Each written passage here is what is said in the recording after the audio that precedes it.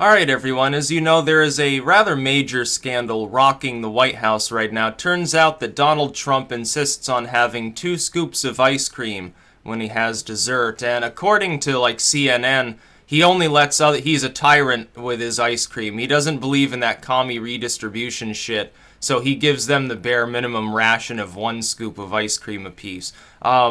How far is the corporate media going to fall in trying to find some sort of story that they can use to spin Trump as just a totally one-dimensional tyrannical figure? Did anybody bother to ask, oh, well, what if somebody wants a 2nd scoop of ice cream?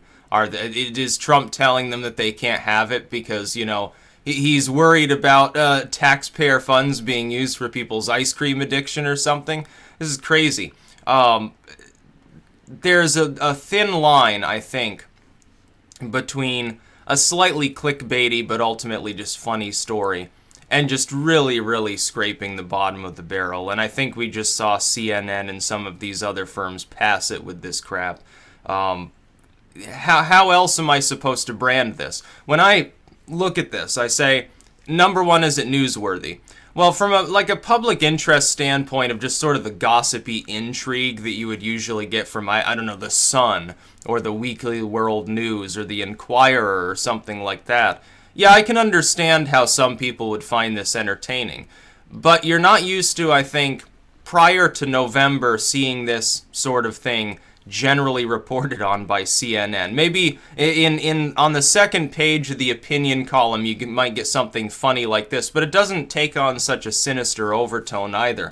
And that's really what's been done here. What's happened is Trump apparently likes a 2nd scoop of ice cream.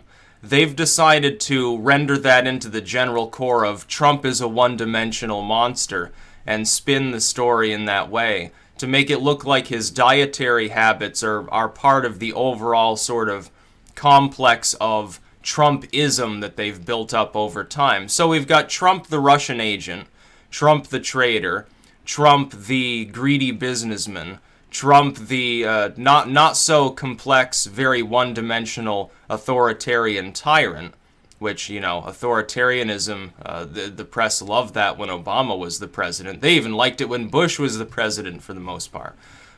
You've got all of these different sort of slightly separate monikers for Trump.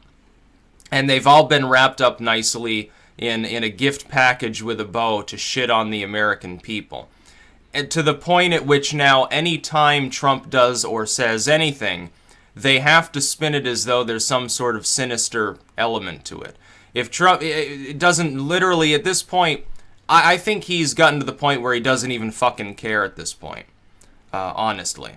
And I think the reason is he realizes that the corporate media, which is thankfully strangling itself, will not report fairly on anything under the sun that happens. We never saw this with W. W could kill 1,000 people. There would still be parts of the corporate press that would bend over backwards to try to make excuses for some shitty shit that he did. If Obama's spying on all Americans, oh, well, Snowden's just a traitor, and Obama, he must just not have known, and we're not going to ask too many questions about why the President of the United States didn't fucking know that this was going on. Or, oh, yeah, maybe he knew, but it's necessary because fuck liberty, fuck the right to privacy. We need to make sure that we stop these evil terrorists that are, such a threat to the Western world. Trump comes along, lambastes the press, and I think at this point has shown his utter contempt for them because he realizes they have less power than they used to and he may not need to really do anything with them. He's even questioning whether to hold press conferences at this point. He's like, well, the media is not going to report fairly on what I'm saying.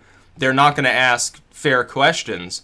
Why the hell should I bother talking to them? It's this eternal feud. And people like a good feud, by the way.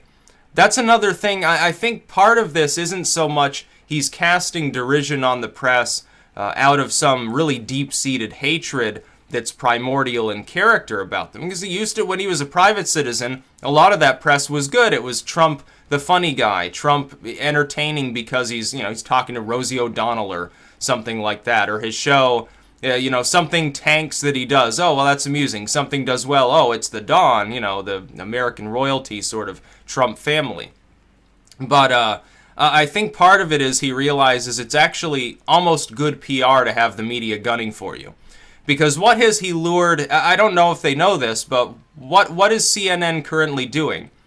It's releasing a bunch of gossip material. It's like a tabloid. It's very, very, the veil has thinned. It used to be the corporate media was a tabloid anyway. Most of the stuff there was fake. Most of it was, if it was true at all, it was half true at best. And very rarely they would release something accurate. Now the veil has been lifted back, and everyone can see them for the tabloids that they are. At least if they don't already believe that Trump is a one-dimensional sort of Hitler-esque orange Dorito, they look at what the press is doing right now, the corporate press, the legacy media, and they say, how is this really that far removed from the weekly world news or something like that? It's fake. And if it's not fake, it's so much bias and spin that you could, choke somebody out with it. They're reporting on Donald Trump's ice cream habits as though that is legitimate news for the mainstream consumption, as though it has something to do with the governance of the country from a political standpoint, or has a wider effect upon his character. Instead, they've just looked at it, subjugated it to the myth that they've already spun, which is Trump the evil madman, essentially. They've subjugated it to that and released it. I think they may have deluded themselves into actually believing their own tripe at this point.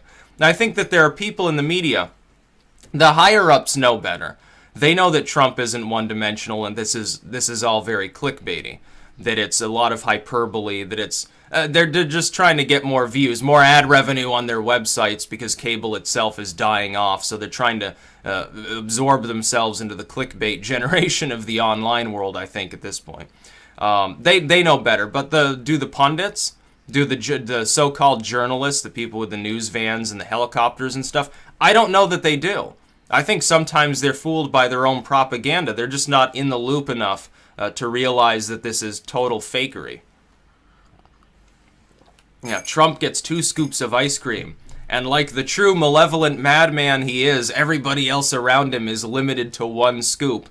And if they ask for more, Donald Trump throws a raging tantrum, I'm sure. That's basically what CNN is claiming subconsciously here. Oh, he'll throw a raging tantrum, punch them out, throw them through a window, because he's Hitler, he's evil. That's not newsworthy. It's newsworthy in the gossipy sense. Writing a humorous article about, Trump prefers a 2nd scoop of ice cream because he calls himself the Big Don. Then he whips out his pecker and stirs up the melting ice cream with it and has other people suck it off or something. That would be funny. That would be something that you'd get from a humorous journalistic outlet, so-called. Not something that you're, used to seeing on these networks. They're very dry, and the talking heads are very scripted, and they've got the teleprompters and stuff. It's a different kind of information. It's still infotainment. You'll get Fox News. You got the sweeping lights and the weird graphics and the sinister music anytime, there's a car chase. Does this mean World War III is about to erupt? Something like that. It's very hyperbolic in nature, very over the top. And that sells. Obviously, if you look at these networks, they're all adopting that basic, early wave Fox News strategy at this point anyway. Mad hour segments, it's the same fucking thing. It's all clickbait. It's all a bunch of propaganda.